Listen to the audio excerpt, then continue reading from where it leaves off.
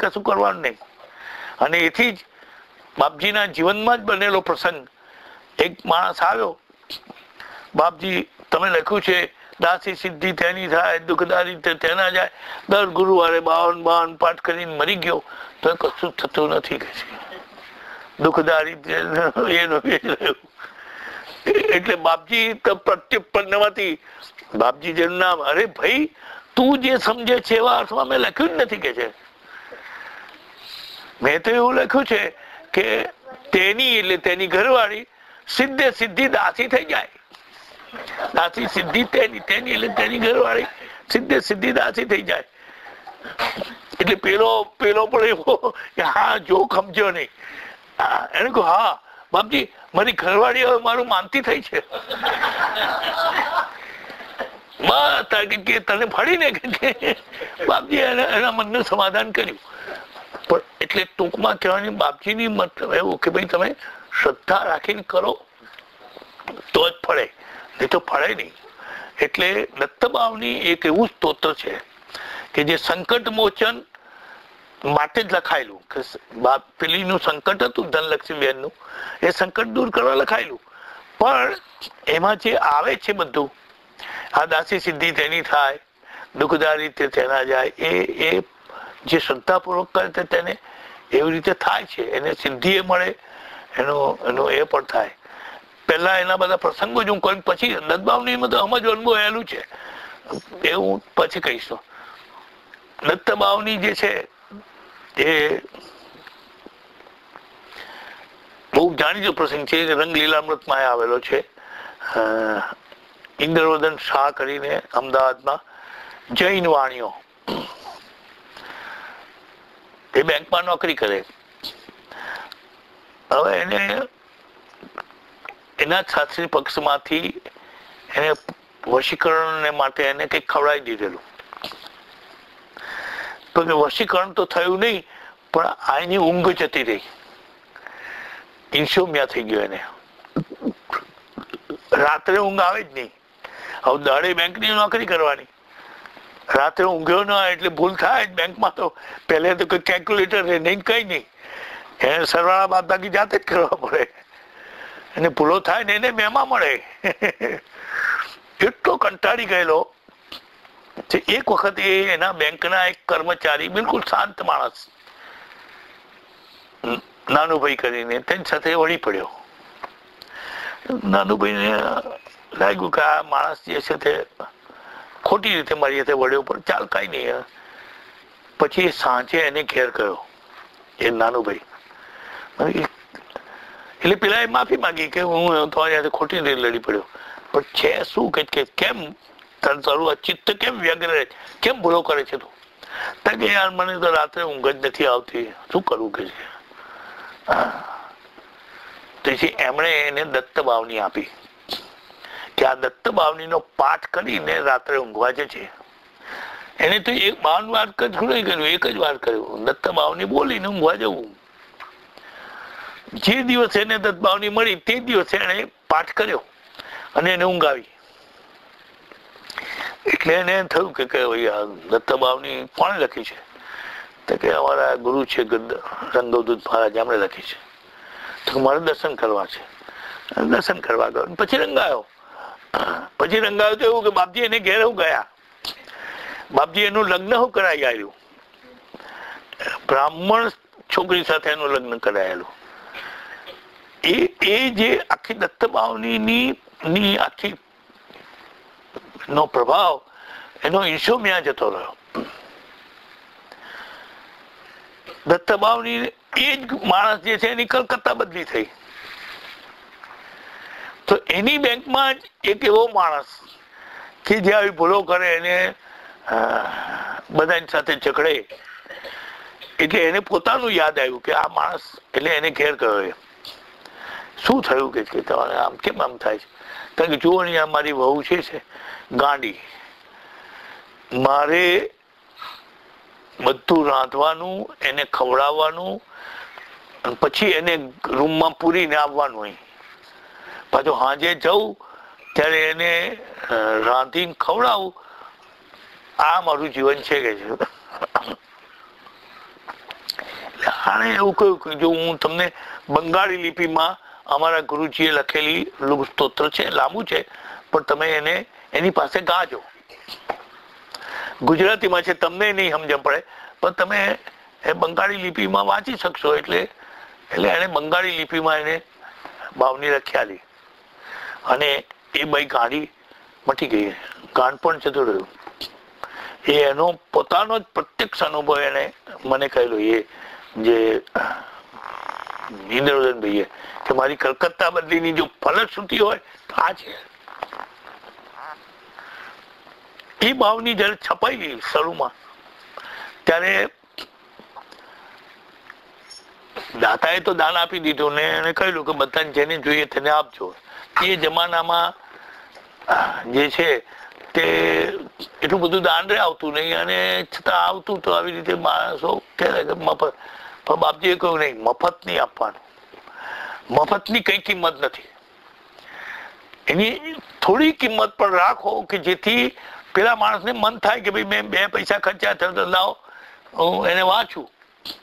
એટલે તે વખતના જમાનાના 2 પૈસા, તે વખતે રૂપિયાના 64 પૈસા મળતા હતા, તે વખતની વાત. એટલે આ દાતાએ દાન આપેલું, એટલે પછી આ લોકો એવું કઈ ખામટી લે તો 32 ને બદલે 40 આપી તે જમાનામાં.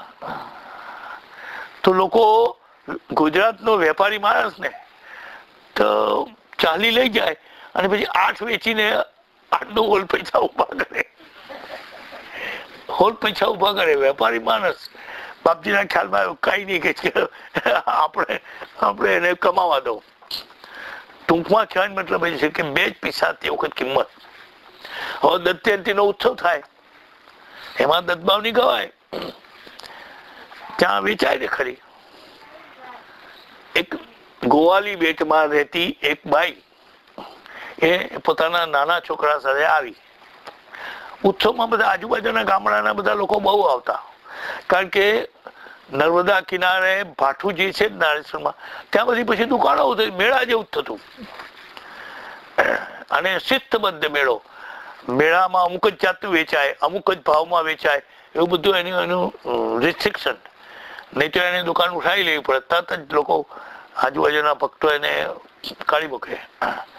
તો એ મેળામાં બાઈ આવેલી. હવે આ છોકરો નાનો 7-8 વર્ષનો છોકરો એની હાથે આવેલો, તે માને કે મને દત્તભાવની અપાય. હવે પેલી બાઈ તો ગરીબ, 2 પૈસા એ ખર્ચાય નહીં, જે જમાનાના 2 પૈસા, અને આ ગરીબ એટલે કે બેસ દત્તભાવની તાર શું કરવી છે, ટીરકાઈને એને શાંત પાડેલો. એ વાત કોઈ ભક્તના ધ્યાનમાં આવી અને પેલા છોકરાને દત્તભાવની અપાવી દીધી. રે તાર દત્તભાવની છે રે. હવે છોકરાને એવું થયું કે મારી મા વળશે અને દત્તભાવની લઈ લેશે, એટલે એને માને કયા વગર સીધો એ પોતાના ઘર તરફ ચાલવા માંડ્યો. હવે એના ઘરમાં ગોવાલી જવું હોય તો વેળુગામ પાસે અથવા તો બીજી જગ્યાએ નર્મદા ઓળંગવી જ પડે. ચાલતો ચાલતો ગયો ખરો, નર્મદાની અંદર પણ એ પડ્યો અને પહોંચી ગયો. દત્તભાવની એના હાથમાં એમ ઊંચી. હવે અહીં માં સોચ કરે, બાપજી પાસે વાત ગઈ. બાપજી કે જાઓ તો છોકરો ઘેર પહોંચી ગયો. માં ઘેર આવીને કઈ પૂછ્યું, અરે તું કેવી રીતે આવ્યો? હું તો આ દત્તભાવની પલળે નહીં એમ કરીને ઊંચો હાથ રાખીને નર્મદામ પડ્યો હતો. નર્મદામ કેટલું બધું પાણી હોય, અને છતાં એ બાવનીનો આ પ્રભાવથી, એની શ્રદ્ધાથી એ નર્મદા પાર કરી ગયો. એટલે દત્ત બાવની સાથે આવા બધા ઘણા પ્રસંગો સંકળાયેલા છે.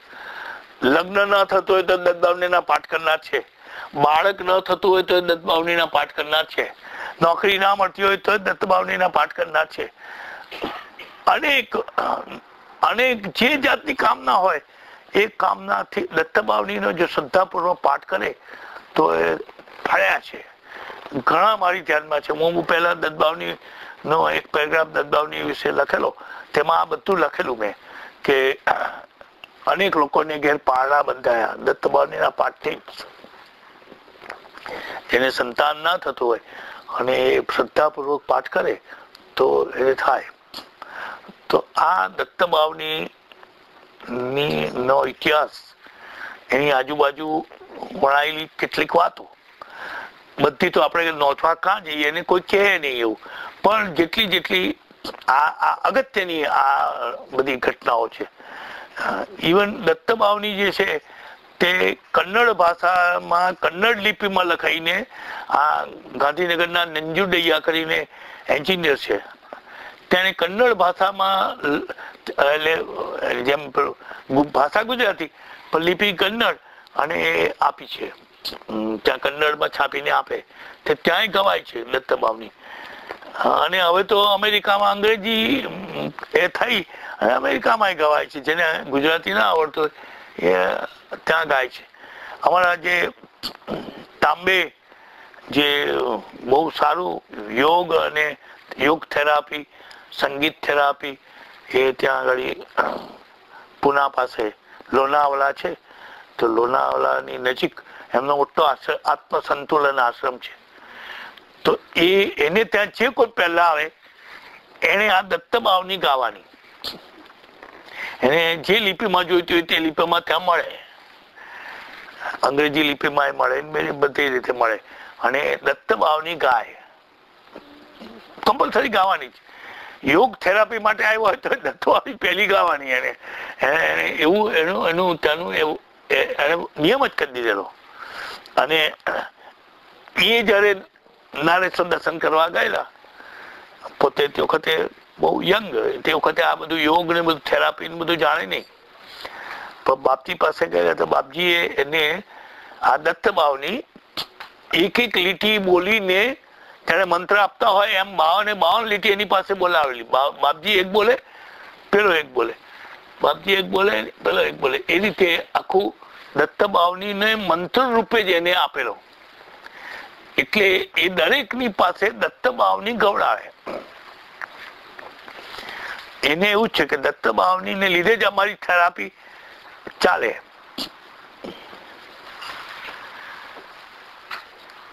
અમારા વાણી કાકાના મિત્ર ત્રિકમલાલ વાણી, એ ત્રિકમલાલ વાણી જે છે તે નિષ્ણાત ડોક્ટર થયેલા SLPS, પણ એમનું ડાયગ્નોસિસ, ઇવન કનૈયાલાલ વાણીનું પણ ડાયગ્નોસિસ ફાઇન. તો એ કોઈ એવો જાણે કે આ અસાધ્ય રોગ છે, દવાથી એકદમ નહીં મટે, તો એને એવું કહે કે ભાઈ આ હું તને આપું છું, શ્રદ્ધાપૂર્વક આ વાંચજે, એમાં જ દવા કરજે બંને. તો દત્તબાવની આપતા હે, થેરાપી તરીકે જ આપતા હે એ પણ, અને લોકોના રોગ જતા. તો દત્તબાવની જે છે એ પછી અવધૂત પરિવારમાં એનું નામ એટમ બોમ્બ પડ્યું. જેમ એટમ બોમ્બ ફૂટે પછી તો બધા ઘણા બોમ્બ આવ્યા, હાઇડ્રોજન બોમ્બ આવ્યો, ન્યુક્લિયર બોમ્બ, પણ પહેલો એટમ બોમ્બ 1945 ની અંદર ફૂટ્યો. નાગાસાકી ની હિરોશીમામાં વિનાશ થયો અને યુદ્ધ બંધ થયું. યુદ્ધ બંધ નહોતું થતું, પણ એ આ એટમ બોમ્બને કારણે થયું. તો આપણી પાસે પણ જયારે રોગો આવે ને એનું યુદ્ધ બંધ ન થાય તો ભાવની રૂપી એટમ બોમ્બ ફોડવો. ભાવનીના એટમ બોમ્બથી બધું દુખતું થાય. એ એટમ બોમ્બ તરીકે જ પછી વિખ્યાત થઈ. કેટલાક લોકો એને નાની નાની વાતમાં હું વાપરે. અમારા એક મિત્ર હતા, હું સુરતમાં નોકરી કરતો હતો ત્યારે, શિક્ષક. એ બસની લાઈનમાં ઉભા હોય, શહેરમાં બસની લાઈનમાં, ત્યાં તો પહેલેના જમાનામાં તો લાઈન હતી જ નહીં. બસ આવે એટલે બધા દોડે. શિક્ષક કેવી રીતે એની અંદર જઈ શકે? આમ પીરિયડ એક બાજુ જતો હોય, આમ લગભગ ટાઈમ એટલે બાવની કરવા માટે જય યોગેશ્વર દત્ત 5-6 લીટી થાય અને કોઈ વિદ્યાર્થી સાયકલ લઈને નીકળે તો ઉભો રાખ, અરે તું મોડો આવજે, મને સાયકલ આપી દે. એ સાયકલ લઈને પહોંચે. એવું એને મને કહેલું કે મને તો આ બાવનીનો આવો અનુભવ છે. તમે બાવનીને આવી રીતે વાપરો છો. એક વખતે બાપજીને પ્રવાસ થયો હતો નાવડીમાં. બાપજી હતા ને 2-5 ભક્તો હતા, અને ત્યાં પવન પડી ગયો. એટલે કોઈએ કહ્યું કે આપણે બાવની બોલીએ. એટલે બાપજી કહે છે તલવારથી ઘાસ કાપવું છે. પવન પડી ગયો તેથી શું થઈ ગયું કે આવશે પવન, બાવની નહીં બોલવાની કે છે, તલવારથી ઘાસ ના કાપાય કે છે. એટલે બાવની નો ઉપયોગ એ એટમ બોમ્બ ક્યારે ફોડાય? એટમ બોમ્બ તો અમુક વખતે જ ફોડાય, કે વારે ઘડીએ ફોડાય નહીં. પણ છતાં એ એટમ બોમ્બ જેટલું કાર્ય સક્સેસફુલી કરે, ગમે એવી વિપત્તિમાં આવ્યા હોય, ગમે એવું મોટું દુઃખ હોય, ગમે એવી નિરાશા હોય, અને છતાં દત્ત બાવનીનો જો પાઠ કરીએ, શ્રદ્ધાપૂર્વક કરવો, એ અગત્યની શરત તો મંત્રમાં છે, બધે જ છે. શ્રદ્ધાપૂર્વક તમે યજ્ઞ કરો તો ફળે, શ્રદ્ધા વગર કરો તો અશ્રદ્ધયા ઉત્તમ દત્તમ, એ નકામું. શ્રદ્ધા વગરનું બધું નકામું, એ પાણી વલોવા જેવું થાય. તો આ બાવની જે છે એ શ્રદ્ધાપૂર્વક એ એટમ બોમ્બની ગરજ સારે છે, અને અવધૂત પરિવારમાં ઘણાને એના અનુભવો છે. બાવની નો એક અનુભવ તો રંગલીલામૃતમાં હું નોંધાયો છે. એક છોકરો ઉપરથી પડી ગયો ને કોમામાં જતો રહ્યો અમદાવાદ નહીં, ભરૂચમાં. અને એ કોમામાં જતા રહ્યા પછી ભરૂચ અમદાવાદ નહીં, ભરૂચ. હા, ના, એને બધા નિરાશ થઈ ગયેલા. ડાક્ટરે એવું કહ્યું કે આના કાનમાંથી આ નીકળતું બંધ થાય કે નીકળતું થાય એવું કઈ તો એમ કે આ બાળક જીવવાની આશા કરી. પણ બધા જ ગભરાઈ ગયા. એટલે જય સાહેબ એવું કહ્યું, કેમ ગભરાવો છો? કે જાઓ, મારે ત્યાં બધી દત્ત બાવની પડી છે, અહીં લઈ આવો, જેટલા હોય તેને આપો, અને દત્ત બાવનીના પાઠ શરૂ કરો. અને દત્ત બાવનીનો પાઠ શરૂ કરવાથી એ છોકરો બચી ગયો. અને તેથી એ માણસે એવી બાધા લીધી કે મારો છોકરો જો સારો થઈ જશે તો હું 108 બ્રાહ્મણને ભોજન આપીશ. હવે 108 બ્રાહ્મણ તો એકી હાથે તો મળે ક્યાંથી? તો પછી જયારે એક ઠેકાણે યજ્ઞ હતો અને 108 પારાયણ હતા, હું માનું છું ત્યાં આસ્થામાં કેમાં, તે વખતે એમણે ત્યાં એ બ્રાહ્મણોને ફળ ને બધું આપ્યું. કહેવાનો મતલબ એ છે કે બાવની જે છે એ અસાધ્યને પણ સાધ્ય બનાવે. દત્ત બાવની સ્તોત્ર જ એવું છે કે જે અસાધ્ય રોગ હોય, અસાધ્ય કામ હોય, છેલ્લી પાટલી એ નિરાશ થઈને માણસ બેઠેલો હોય તો પણ એમાં આશાનું કિરણ આપે એવું આ સ્તોત્ર છે. બાપજીએ એને એના ભક્ત માટે, એક ભક્ત માટે લખ્યું, પણ એ બધા અનેક લોકો માટે આશીર્વાદ રૂપ થઈ પડ્યું છે. હવે બાપજી તો લખવા બેઠેલા, હવે દત્ત બાવનીના કલેવર ઉપર આવો. આમ તો તમે દત્ત બાવની ગાઓ છો અને ગુરુલીલામૃત વાંચેલું છે, એટલે ઘણી વાતો એની અંદર જે ઉલ્લેખ થયેલો છે એ જાણો છો તમે.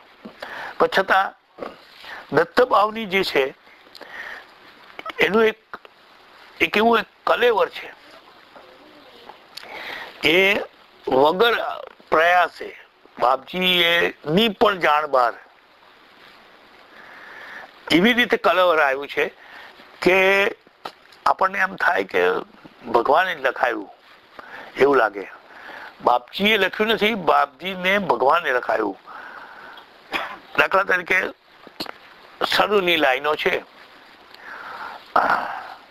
એ દત્ત ભગવાનના સ્વરૂપ વિશેનું વર્ણન અને બાપજીનો એમનો પોતાનો અભિગમ.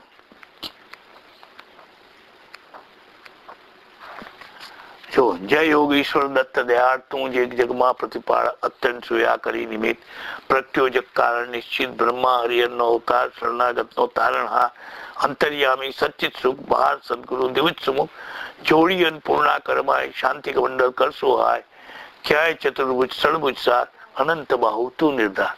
આ દત્તની સ્તુતિ છે.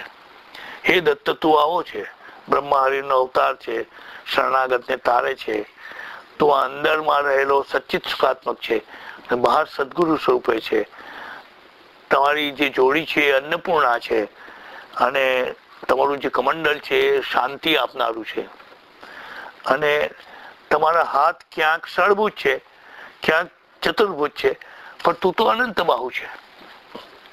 બાપજીનો દત્તનો ખ્યાલ જે છે એ આમાં સ્પષ્ટ દેખાય છે. દત્તનો ઇતિહાસ પણ છે, પણ સાથે સાથે બાપજીએ જે દત્તને જે રીતે જોયેલા છે તે પણ છે. દાખલા તરીકે દત્તાત્રેય છે વિષ્ણુના અવતાર ગણાય, એટલે દત્ત ચતુર્બાહુ પણ છે. અને શાંડિલ્ય મુનિએ દત્તાત્રેયનું જે ધ્યાન લખ્યું છે ઉપનિષદમાં છે, શાંડિલ્ય ઉપનિષદમાં, એમાં ચતુર્બાહુ ઉદારાંગમ એમ જ વર્ણન છે. ચતુર્બાહુ ઉદારાંગમ એ 4 હાથના દત્તાત્રેય. અને જયારે 4 હાથ થાય ને ત્યારે આયુધ તો શંખ ચક્ર ગદા પદ્મ જ હોય, પણ પછી તમે એને ઘણી વખતે શંખ ઉપર હોય, બાજુ જાય, નીચે જાય, ઉપર જાય, 4 હાથ 4 વખત ફરે ને, એવું ચક્ર પણ ફરે, ગદા પણ ફરે, અને પદ્મ પણ ફરે. તો એ સ્વરૂપો થાય તો 24 થઈને ઉભા રહે.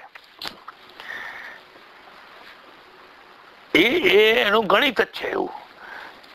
એટલે દાખલા તરીકે 4 હાથ વાળા હોય તો 24 થાય, પછી 5 વાળા હોય તો 120 થાય, અને 6 હાથ વાળા હોય તેના 720 થાય. એનું ગણિત જ. એટલે આપણા દત્તાત્રેય છે ને એના 720 સ્વરૂપ થાય. તમે 6 જે એના આયુધો છે એ 6 આયુધો જે છે એ જુદા જુદા હાથમાં ફરતા રહે. બાપજી ઘણી વખત એવું કહેતા કે મારા કમંડલું વચ્ચે જ જોઈએ, ડમરું ત્રિશૂળ વચ્ચે જ જોઈએ, અને ઉપર શંખ ચક્ર, એવું કઈ નહીં કે ભગવાનને મન થાય તો નીચે ફરે. આપણે એમ કે છત્રી લઈને જતા હોય તો ડાબા હાથમાં છત્રી પકડીએ ને કોઈ જમણા હાથમાં પકડીએ. એ કઈ ડાબા હાથમાં જ પકડ્યું કોઈ નહીં. ભગવાન તો આયુધ ગમે ત્યાં પકડાય.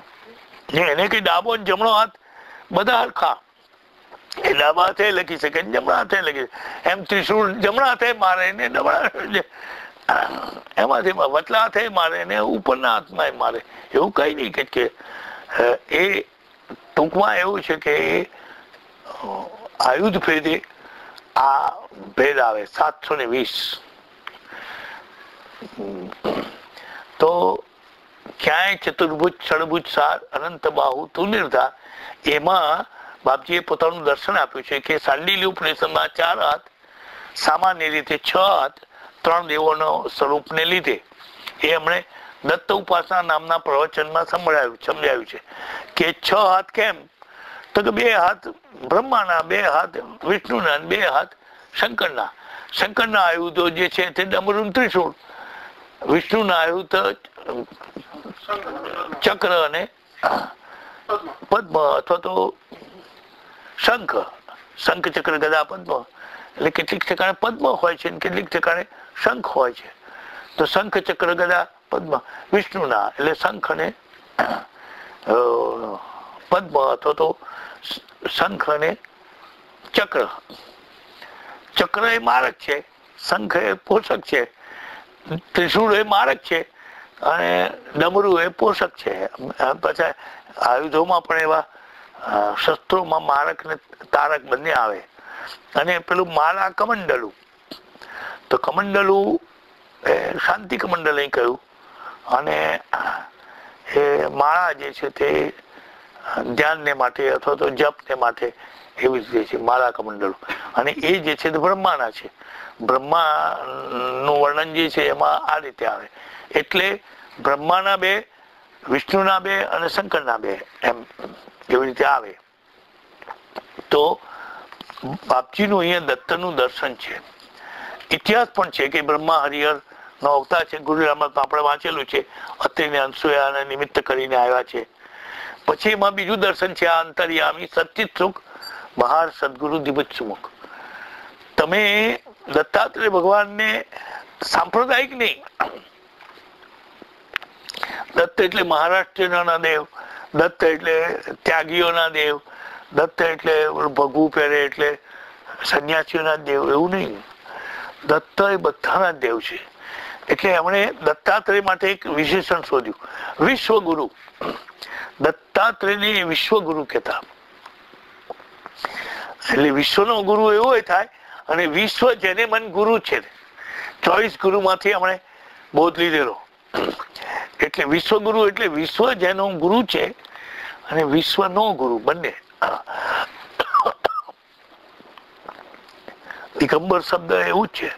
દિગંબર એટલે દિશાઓ રૂપી અંબર જેને છે તે, અને જે દિશાઓનું અંબર છે. દિગંબર એટલે દિશાઓનું પણ અંબર.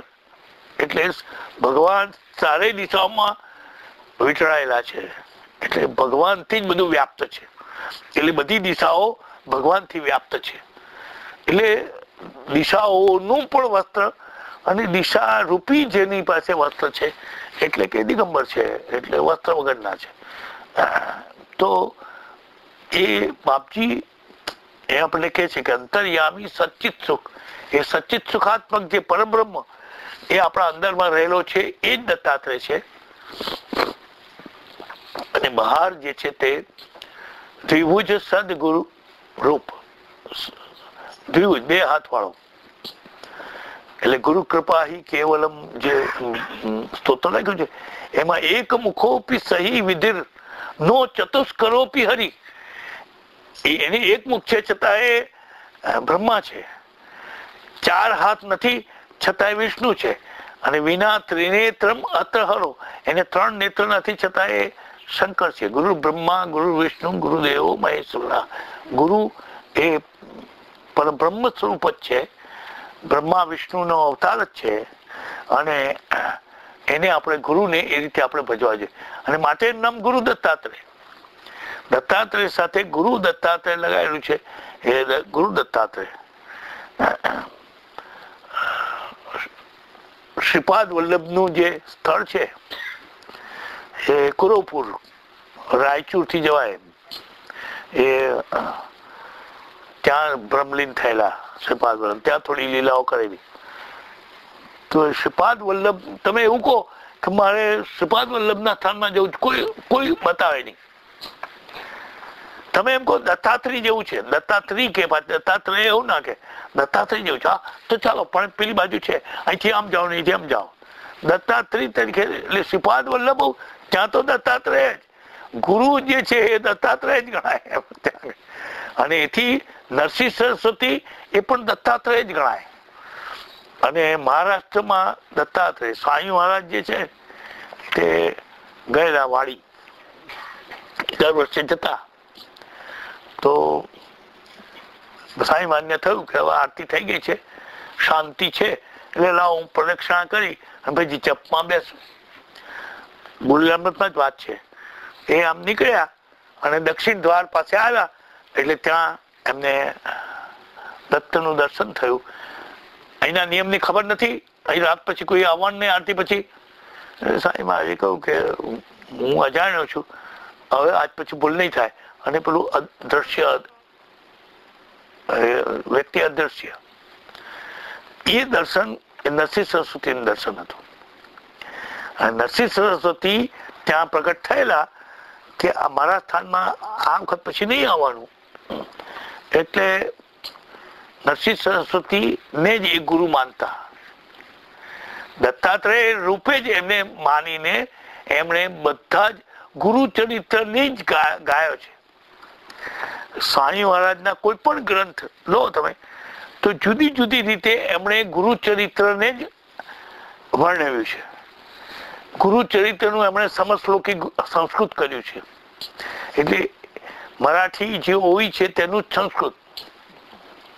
અને ભગવાને મને એવો એક ચાન્સ આપ્યો કે અમારા બાપાએ એનું પારાયણ કરેલું ગાણગાપુર જઈને, એટલે મને એમ થયું કે હું એનું સમશ્લોકી ગુજરાતી કરું. અને એ સમશ્લોકી ગુજરાતી ગયે વખત હું આવ્યો ત્યારે હું કરતો હતો અહીંયા. નવરાશના. અને હવે એ છપાઈ ગયું. હજુ મેં જોઈ નથી એ પ્રત, કારણ કે હું છાપખાનામાં આપીને આવેલો અને અમારા દેવદત્તભાઈને બધા પ્રૂફો જોયેલા, એ છપાઈ ગયો છે. તો જે સમશ્લોકી કર્યું બિલકુલ ગુરુચરિત્રની ઓળટું આવી. પછી એમણે 2000 શ્લોકમાં ગુરુચરિત્ર ગાયું. દ્વિસહસ્રી ગુરુચરિત્રમ 2000 શ્લોક થાય. એટલો સરસ ગ્રંથ, એટલો જ અઘરો. 6500 ઓવીને 2000 શ્લોકમાં સંક્ષેપ કરવાનો એટલે સ્વાભાવિક છે કે સંસ્કૃત અઘરું આવે જ. અને એ તો તદ્દન શરૂમાં જે વખતે માણગાંવમાં રહેતા હતા ત્યારે લખાયેલો. તો 2000 શ્લોકમાં લે. પછી ત્રિશતી ગુરુ કાવ્ય, જે નાદના અમે છેલ્લા પુઠા ઉપર ત્રિશતી કાવ્યનો એક શ્લોક મૂકીએ છીએ. 300 શ્લોકમાં ગુરુચરિત્ર. પછી ગુરુચરિત્ર જે છે એ એમણે એક દત્તભાવ સુધાર સ્તોત્ર લખ્યું છે. 110 શ્લોકમાં આખું ગુરુચરિત્ર આવે. તમે વાંચેલું હોય તો તમને સમજણ પડે, નહીં તો ના સમજણ પડે. એની વાત જાણતા હોય તો સમજણ પડે. દ્વિસહસ્રીની અંદર એમણે દત્તની પ્રાર્થના લખી છે, ગુરુ સ્તુતિ. એની અંદર 8 શ્લોકમાં આખો ગુરુચરિત્રનો સાર લખ્યો છે, અષ્ટશ્લોકી. અને ગુરુ લીલામૃતના આરંભમાં તમે જોશો તો દત્તાત્રેયનો એક શ્લોક મૂકેલો છે એમણે, ઇતિ દત્ત લીલામૃતમ. જેમ ભાગવતના શ્લોક આવે છે, એક શ્લોક ભાગવત, એમ દત્તાત્રેયનું એમણે લખેલું છે. એટલે ગુરુચરિત્રને જ એમણે ગાયું છે. તો કેમ ગુરુચરિત્રને ગાયું છે? કે ભાઈ એ ગુરુ જે છે એ જ આપણને તારક છે. એમને બધું આવડતું હતું, પણ એમણે ગુરુચરિત્ર જ લખ્યું. પછી ટીકામાં એમણે એમનું જ્ઞાન આપ્યું. દરેક ગ્રંથની એમણે ટીકા લખેલી, અને એ ટીકા એટલી બધી ઉત્કૃષ્ટ કે એમાંથી તમને ઘણું જાણવાનું મળે. દાખલા તરીકે દ્વિસહસ્રીમાં છે નમસ્કાર. તો નમસ્કાર કેવી રીતે કરવા એનું ટીકામાં લખ્યું છે. કોને નમસ્કાર કરવા, કોને નહીં કરવા, કયા માણસને કરવા, કેવી રીતે કરવા, કેવી રીતે કરવા, ગુરુને નમસ્કાર કરવા તો કેવી રીતે કરવા, વડીલને હોય તો કેવી રીતે કરવા, આ બધું આખું વિગતવાર વર્ણન અંદર આવે. અને એમાં એક બહુ હસવા જેવી વાત છે. એમણે અંદર એવું લખેલું, મૂર્ખાણાંતુ એક પાણીના. એક હાથે નમસ્કાર કોને થાય? જે સામે મૂર્ખો હોય તેને. એટલે આ અંગ્રેજ લોકો બધાને મૂર્ખા માને, સલામ જ કરે, બધાને મૂર્ખા માને. મૂર્ખાણાંતુ એક પાણીના. ગમતનો છે, આ તો ગમત જેવું છે, પણ શાસ્ત્ર રીતે છે. તો સ્વામી મહારાજ જે છે એના દત્ત એટલે ગુરુ એ જ દત્ત. એટલે નરસિંહ સરસ્વતી એ જ એમના ગુરુ અને એ જ દત્ત. માટે દત્તભાવની અંદર હવે જે દત્તાત્રેયની પહેલી લીલાઓ આવે, એટલે આવ્યો શરણે બાળ અજાણ, ઉઠ દિગંબર ચાલ્યા પ્રાણ, સુણી અર્જુન કેરો સા, ત્રીજો પૂર્વે તો સાક્ષાત, દીધી રિદ્ધિ સિદ્ધિ અપાર, અંતે મુક્તિ મહાપ્રસાદ. અહીં અર્જુનની વાત પૂરી થઈ ગઈ. એટલે પછી આપણે એની કલેવરની વાત કરું તો એ વાત પૂરી થઈ ગઈ. એટલે એમણે પૂછ્યું, કીધો આજે કેમ વિલમ, તુજુણ મુજને ના આલમ. તે અર્જુનને આવું કર્યું તો મારે માટે શું કામ તું વિલંબ કરે છે? તારા વગર મારો કોઈ આશરો જ નથી. એમ એમણે પ્રાર્થના કરી. હવે તમને હું મારી થીસીસના આધારે કહું કે પુરાણોમાં જે ઉલ્લેખ છે એમાં સહસ્રાર્જુનની વાત જે આવે છે એ અત્યંત સ્વાભાવિકતાથી આવે છે, કે જાણે સહસ્રાર્જુન એમના સમયમાં જ થયો હોય એવી રીતે વાત આવે છે. દત્તાત્રેય તો યુગે યુગે છે. દરેક યુગમાં દત્તાત્રેય છે એ અવિનાશી અવતાર છે. એમનું બ્રહ્મલીન થયાનું ક્યાંય વર્ણન નથી, એટલે અવિનાશી અવતાર છે. અવિનાશભાઈને નામ એમાં આવી જાય, અવિનાશ અવતાર છે. તો એમનો કોઈ ઠેકાણે એવો ઉલ્લેખ નથી, અને એટલા માટે એ સ્મૃતિગામી. એ છે આજે. એટલે જ્યાં તમે સ્મરણ કરો, લોસ એન્જલિસમાં સ્મરણ કરો તોય આવે, અને શિકાગોમાં કરીએ તોય આવે, હિન્દુસ્તાનમાં કરો તોય આવે, ને કેદારમાં કરો તોય આવે. ગમે ત્યાં જ્યાં તમે એનું સ્મરણ કરો તો એ આવે. અને એની બહુ મજાની વાત છે કે દલાદન નામના મુનિને એમ થયું કે આ દત્ત સ્મૃતિગામી કરાય છે તો આપણે લાવો એમનું સ્મરણ કરીએ, આવે છે કે નહીં. એટલે દલાદન મુનિ જેવો મુનિ સ્મરણ કરે એટલે બહુ અંતરથી એમણે સ્મરણ કર્યું. એટલે દત્તાત્રેય આવીને ઉભા રહ્યા. એટલે માગે તે આપું, તારે જે કઈ સ્મરણ કેમ કર્યું મારું? તો કે ના, હું તો આ તમારે સ્મૃતિગામી છો એવું એને માટે મને મન કુતૂહલ થયું, તમે આવ્યા પગે લાગવું મને કઈ. તો દત્તાત્રેય ભગવાન કે એવું નહીં, એમ ચાલો હું તને આપું છું. એમ કરીને એમણે દત્તાત્રેય વજ્ર કવચ આપ્યું એમને. દલાદન મુનિને દત્તાત્રેય ભગવાને પોતાનું કવચ આપ્યું, દત્તાત્રેય વજ્ર કવચ. ગીતા પ્રેસ ગોરખપુરે છાપ્યું છે. અને એ દત્તાત્રેય વજ્ર કવચ જે છે એ એટલું બધું શક્તિશાળી છે. કવચ તમે એનો પાઠ કરો તો તમને કવચ રૂપે એની જેમ યોદ્ધો કવચ પહેરીને જાય અને એને બાણ વાગે નહીં, એમ તમને સંસારના કોઈ પણ દુઃખ માંથી એ મુક્તિ અપાવે, એવું વજ્ર કવચ છે. તો એ વજ્ર કવચ એટલે દલાદન મુનિને થયું કે દત્તાત્રેય મને જો આ વજ્ર કવચ આપ્યું તો મારે એમની સ્તુતિ કરવી જોઈએ. એટલે દલાદન લહરીમાં દત્તાત્રેય લહરી એમણે લખી. 101 શ્લોકમાં દત્તાત્રેય લહરીના શ્લોકો લખાયા દલાદન મુનિ વિરચિત. એટલે ભક્તને ભગવાન કેવું કામ કરતા હોય છે તે પણ આવે છે. એટલે દત્તાત્રેય જે છે એ અવિનાશી અવતાર છે. પણ પુરાણોમાં જયારે વર્ણન આવે ત્યારે અમારો એક પારચીથર નામનો વિદ્વાન છે જેને પુરાણો પર બહુ સંશોધન કર્યું છે. તો એ પારચીથરે એવું કહ્યું કે જ્યાં જ્યાં સહસ્રાર્જુનની વાત છે ત્યાં દત્તાત્રેય સ્વાભાવિકતાથી આવે છે. એટલે દત્તાત્રેય અને સહસ્રાર્જુનનો સંબંધ સ્વાભાવિક છે. જેમ રંગ અવધૂત સાથે મોદી કાકા આવે, દાસ કાકા આવે, સ્વાભાવિકતાથી આવે. એ જે એવો સંબંધ છે આ. એટલે સહસ્રાર્જુન પૂરતું બાપજીએ અહીંયા ચેપ્ટર પૂરું કરી દીધું. પછી આવ્યું વિષ્ણુ સર્વમધ્યુ જે તાર્યો એમ જમ્યો શ્રાદ્ધમાં દેખી પ્રેમ જમ બદયથી થાચા દેવ કીધી મેં ત્યાં કે વિસ્તારી માયા દીધી સૂટ ઇન્દ કરે હણાવ્યો તૂટ એવી લીલા કઈ સર કીધી વર્ણવ્યો પોતે સર. આ જે છે વિષ્ણુ શર્માની વાત. જંબદૈત્યથી ત્રાસીની ઇન્દ્ર આવ્યા પછી એને ગુલામતમાં બધી વાતો આવે છે. વિસ્તારી માયા તમે વાયા શીખાય કે ભાઈ એ એક સ્ત્રીને ખોળામાં લઈને બેઠા અને પેલા દૈત્યો આવ્યા એટલે કે ઓહો આપણે તો દેવોની સાથે લડીને કઈ કામ નથી, આપણે સ્ત્રીને લઈને ચાલો. અને એ માયા વિસ્તારી એમણે. અને પછી કહ્યું દેવોને કે હવે તમે મારો. પરસ્ત્રી ના સ્પર્શનો પણ દોષ છે. એટલે હતબળ થઈ ગયા છે. તમે હવે માનો બાપજી ગુરુરામમાં લખ્યું છે કાપો માની સૂકું ઘાસ કાપતા હોય એટલે કાપી નાખો એને. અને દેવો વિજય થયેલા. તો એ પછી એમ કે એવી લીલા કઈ સર આવી બધી લીલાઓ તો તમે ઘણી કરી છે. કીધી વર્ણવે કોતે સર તમે જે વર્ણવ્યું છે કોણ વર્ણવી શકે? મારા જેવાને કઈ વર્ણન કરવાનું એનું ગજુ નહીં. એમ કરીને એમણે એ જે સતયુગ પછી ત્રેતાયુગમાં આ બધું થયેલું તે વાત આવી.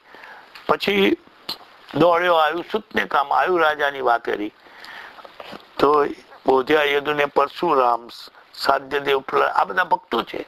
ગુલામતમાં એનો ઉલ્લેખ છે.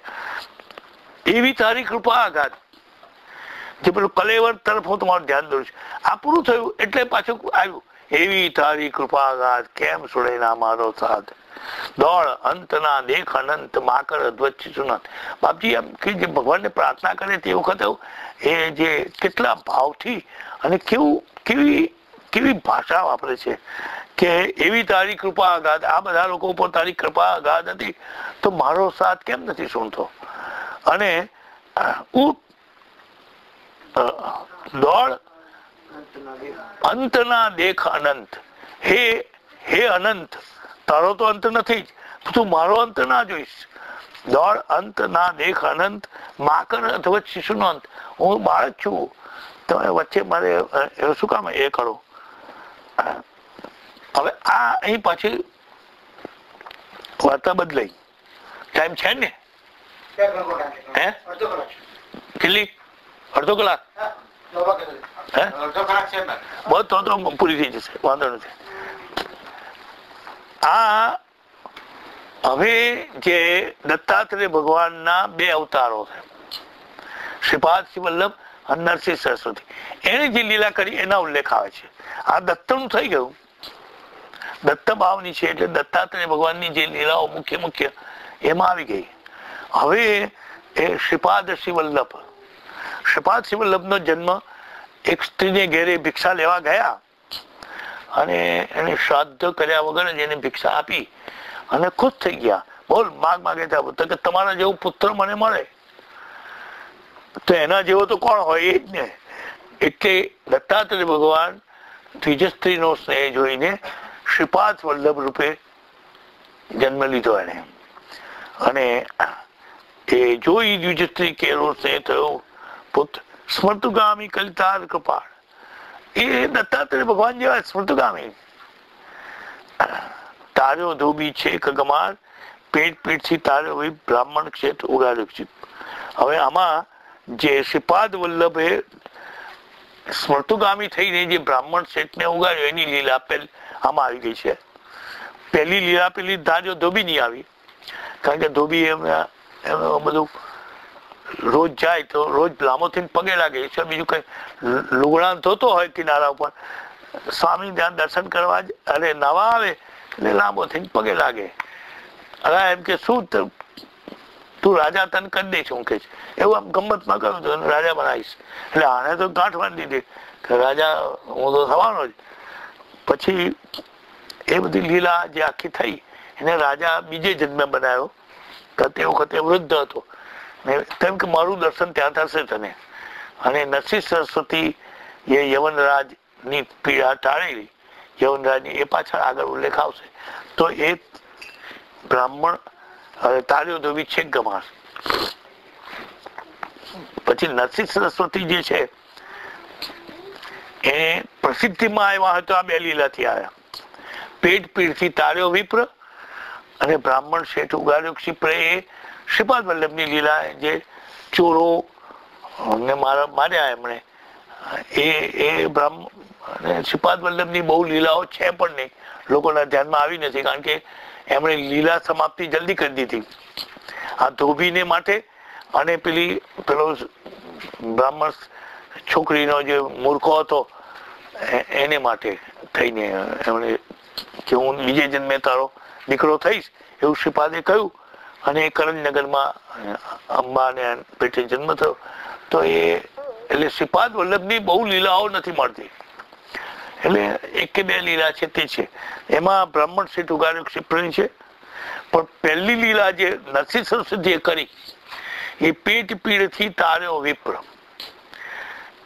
ગોદાવરીના કિનારે ગયેલા અને ત્યાં પેલો પેટ પીડાથી પીડાતો આત્મહત્યા કરવા ગયેલો, અને ત્યાં એક પેલો કાંચીનો બ્રાહ્મણ એટલે સાયનદેવ, જેને ગુરુ ચરિત્ર તેના વંશજમાં લખાયેલું, તે સાયનદેવ ત્યાં આવેલો.